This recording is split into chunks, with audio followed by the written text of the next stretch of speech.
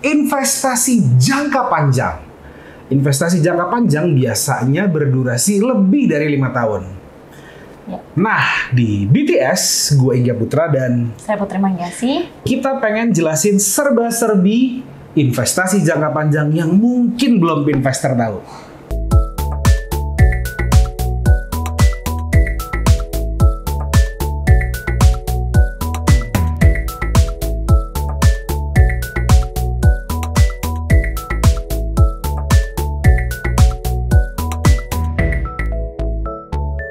Kalau kita ngomongin investasi jangka panjang, mungkin ibu dosen kita, Ibu Putri Mangyasi, Berat nih ya. bisa lebih menjelaskan lebih lanjut. Bagaimana? Silakan Ibu Putri. Jadi Mas Ingga, kalau misalnya investasi jangka panjang ini memang ada manfaatnya Mas Ingga. Pastinya. Gimana tuh manfaatnya? Yang pertama, Mas Ingga ini bisa terhindar dari inflasi karena ada kenaikan nilai aset tambahan. Betul tuh. Pastinya ya. Karena pasti tiap tahun demi tahun pasti terjadi inflasi. Nah, bagaimana caranya untuk mengatasi inflasi tersebut? Salah satunya dengan investasi agar nilai mata uang kalian tidak turun. I see. Contohnya investasi apa aja sih Mbak Putri? Banyak, misalnya properti atau emas lah yang paling gampang untuk kalian miliki ya investasinya gitu Mas Ingga. Poin yang kedua, Mas Ingga, otomatis kalau misalnya kalian udah punya investasi dan itu pasti bisa menjadi passive income kalian. Enak tuh kalau punya passive income investor. Misalnya kalau misalnya kalian investasi di obligasi, kalian dapat kupon yang akan ditransfer ke rekening kalian per bulannya. Atau misalnya kalau kalian punya saham, kalian dapat dividen katanya gitu ya. Itu yang poin kedua. Jadi kalian otomatis mendapatkan passive income.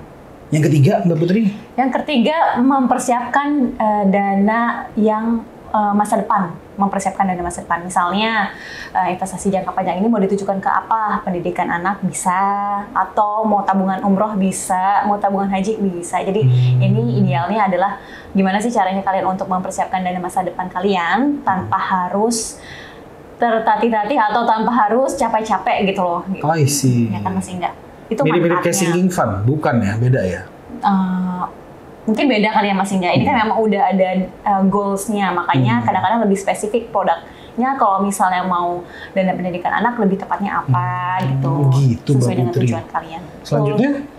Ternyata kalau misalnya di investasi jangka panjang ini, jangan lupa kalau misalnya kita punya resikonya Mas Ingga. Apa aja tuh resikonya? Yang pertama nih Mas Ingga, return investasi jangka panjang ini bisa turun.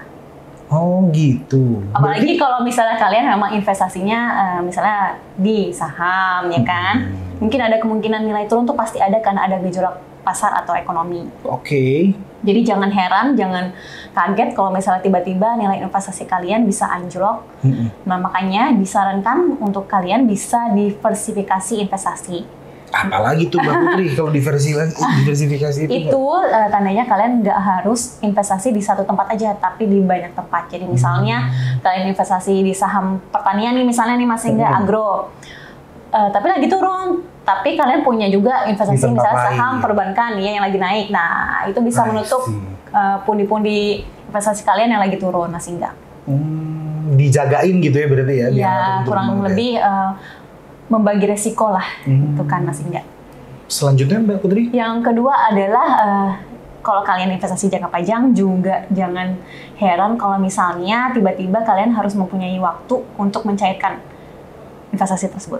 Nah, apalagi kalau misalnya Mas Ingga punya tanah, pasti harus butuh waktu kan untuk menjualnya.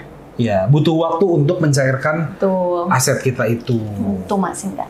Plus minus lah ya. Itu resikonya dari investasi jangka panjang. Jadi Mas Ingga, gimana sih caranya kita bisa memaksimalkan investasi jangka kalian? Gimana tuh? Aduh, panjang nih Mas Ingga nih.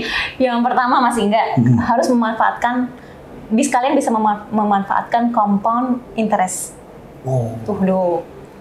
Itu tahu nih saya nih Mbak Putri. Ini artinya ya, paling gampangnya adalah bunga yang berbunga. Misalnya, Mas Ingga di tahun pertama ini investasi 10 juta dan dapat returnnya 10%. Berarti kan di tahun depan dapat 11 juta nih. Baik. Tapi modal awal dan bunga Mas Ingga nggak diambil.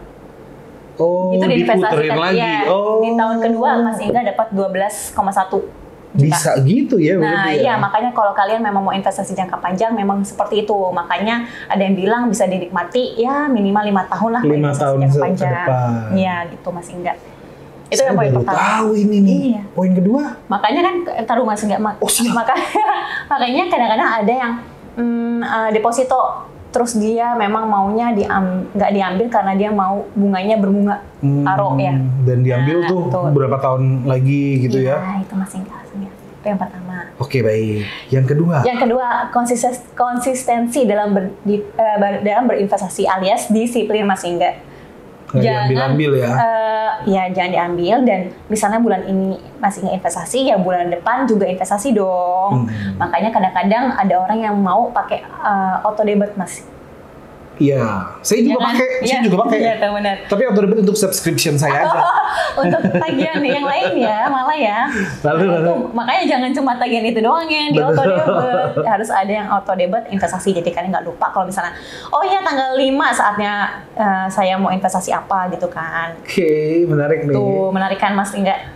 Poin yang ketiga Mas Ingga. Apalagi tuh? Banyak ternyata ya? Banyak, itu bagaimana caranya kalian mengoptimalkan investasi jangka panjang. Yang ketiga itu adalah kalian harus memilih instrumen investasi yang tepat.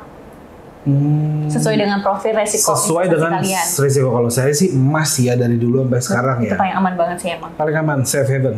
Kalau mau yang Dan paling liquid. ya gampang, cenderung gampang. Kalau misalnya mau yang lebih resiko lagi mungkin bisa ngambil reksadana saham, tapi ya itulah namanya juga nggak tahu kita gimana kondisi pasar sekarang ini. Menurut saya sih belum stabil ya Mas Ingga, jadi Benar. agak takut sih untuk yang hal tersebut gitu Mas Ingga. Luar biasa. Iya. Mbak Putri nih. Poin yang keempat Mas Ingga, agak panjang ya materinya hari ini.